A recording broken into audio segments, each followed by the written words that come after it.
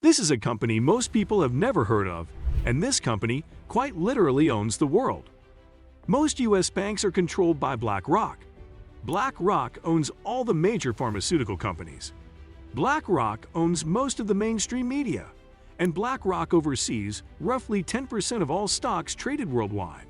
And this company is now taking over governments. All of this has allowed Blackrock to amass $10 trillion in assets. Yes, trillion. Blackrock is worth half of America's total GDP.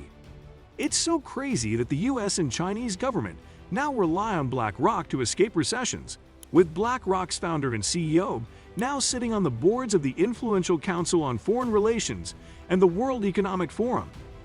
In the words of Henry Kissinger, whoever controls the money controls the world. And no other company in history has had this much global influence. And what's even crazier is that Blackrock did this in just 34 years. But you want to know the best part? You've probably never heard of them for a reason. A reason which will become clearer later on.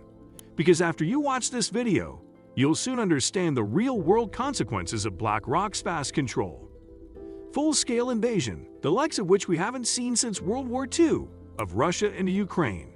And those high gas prices mean the cost of everything that needs to be transported is on the rise. So then how could Blackrock gain so much influence over the world? How could Blackrock go from being just a boring investment firm to the most powerful company that has ever existed? Well, to start, we have to delve into the past of how Larry Fink made Blackrock. A young Larry Fink launched a firm under the Blackstone Investment Group with 7 co-founders. Fink's team came together under the management of Steve Schwarzman. They started the business together in around 1988 to 89, and they wanted to sell it 4 or 5 years later. After the sale, Blackrock spent years developing a risk management software that they call Aladdin. Aladdin uses a Monte Carlo-styled algorithm to uncover scenarios in which an investment could fail. Over the last 20 years, financial markets have become much more complex. Volumes have increased exponentially. At the same time, they've had an explosion in computing power. Chips have become so much more powerful and inexpensive. The combination of financial markets needing increased technology and there being cheap, inexpensive ways to really scale up technological innovations has led to sort of the confluence of things. Things like cryptocurrencies, robo-advisors, and even more basic things simply like equity markets being almost completely electronic now. Blackrock's tech-driven approach made it a major firm. Over time, their managed assets swelled, and the company started to buy out its competitors. In 2006, the firm acquired the distressed assets of Merrill Lynch, and in 2009, it took over Barclays Global Investors. After a few too many risky trades, Larry made a huge blunder. He lost $100 million of this bank's money in just the space of months. All the goodwill and reputation he had gained was crumbling into dust, leading to him being banished from First Boston. It seemed like world domination was just a silly fantasy, but he would never make it to the top. However, Fink wasn't giving up his power this easily. Instead, he would use this disaster to his advantage, vowing to make risk management and avoidance his main focus from now on. And so after becoming unemployed at age 36, Fink would team up with some of his old connections from Kappa Beta Phi. And in 1988, Blackrock was formed. In no time at all, Larry was making bank. In just 5 years, Blackrock went from being worth $5 million to over $8 billion. However, it wasn't always smooth sailing.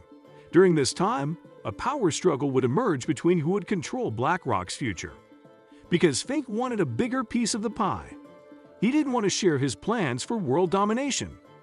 So in 1995, he would pressure one of the co-founders, Schwarzman, to sell their stake in Blackrock for $250 million. A stake that would now be worth over $12 billion alone. But after these power games, Larry Fink's path to world domination was unstoppable. Larry Fink became more and more powerful over the next decade. But this still wasn't enough for his ambition. Now, earlier on, I mentioned a ticking time bomb that Fink helped create in his early days at First Boston. Well, this time bomb was now ready to explode. And in 2008, the worst financial crash since the Great Depression struck the world. And the best part is, This was all under Larry's control. Larry Fink's mortgage-backed securities had been the fuse all along. And because Larry Fink knew the 2008 crash would happen, BlackRock's focus on asset management sealed them from the crisis. In fact, this disaster was an opportunity for Larry Fink, because Larry was the only man on Wall Street who could fix this crisis. And so with Larry's personal connections with the Treasury Secretary, Timothy Geithner, BlackRock secured an uncontested contract to manage the assets of multiple banks that crumbled during the crisis, exploiting this disaster to become the most powerful man on Wall Street. But still, this was only Wall Street. This still wasn't close to world domination. So how could Larry Fink control governments and the world economy? Well, BlackRock made another breakthrough by offering ETFs. Now this might sound quite technical, but ETFs are a type of investment fund that puts money into all the companies in a certain industry. And these new investment funds proved wildly popular because of the stability and solid returns. And unsurprisingly, BlackRock became the largest player in this new market, reaching the top of its industry, sucking up money from everywhere using its new money management platform. From the biggest banks to the smallest retirement funds, BlackRock had a hand in it all. BlackRock was starting to control everything. They bought stakes in pretty much every major corporation on the stock market. I mean, if you look into who owns pretty much any major company, you're almost guaranteed to find BlackRock's name. Larry could also see the power technology we have in the future economy, which is why BlackRock poured masses of wealth to build a supercomputer that analyzes what investments will make money. This program, named Aladdin, would go on to manage over $20 trillion worth of assets for BlackRock. For context, $20 trillion is more than the entire United States GDP. BlackRock would then use this money and its assets to further exert their control over the economy. And now they are inextricably tied to governments. And like 2008, the Federal Reserve hired BlackRock to manage their investments to protect them from coronavirus-led recessions. And BlackRock has used this dependence to grow their empire even further, allowing Larry Fink to be a billionaire oligarch that holds unprecedented power over not just the economy, but the entire world. He controls trends, culture, foreign policy, and the banks. He has world leaders as his beck and call, with BlackRock overseeing assets worth 10% of the world's global economy. BlackRock now owns stakes in every industry for media companies, banks, oil companies, and weapon manufacturers. And in recent years, the consequences are becoming dire as Larry Fink begins to exert his control over the world. One of the ways BlackRock controls the world so well is through its control of the media. Together with Vanguard, an investment company they also partly own, BlackRock now controls 18% of Fox, 16% of CBS, 13% of Comcast, who themselves own NBC, MSNBC, CNBC, and Sky. And they even own 12% of Disney. This is very important because it means that for any of these companies to decide on company policy, they must now also consult with BlackRock before doing so. And it's just the same with big tech. BlackRock is now the biggest institutional investor in Google, Facebook, Twitter, Amazon, and so many more.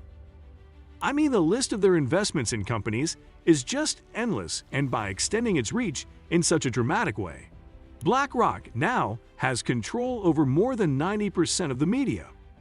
Which might also be why you've never heard of them, because controlling the media is a very important step for BlackRock to take over the world. If everyone knew the consequences of BlackRock owning over $9.5 trillion in assets, some questions might start to be raised.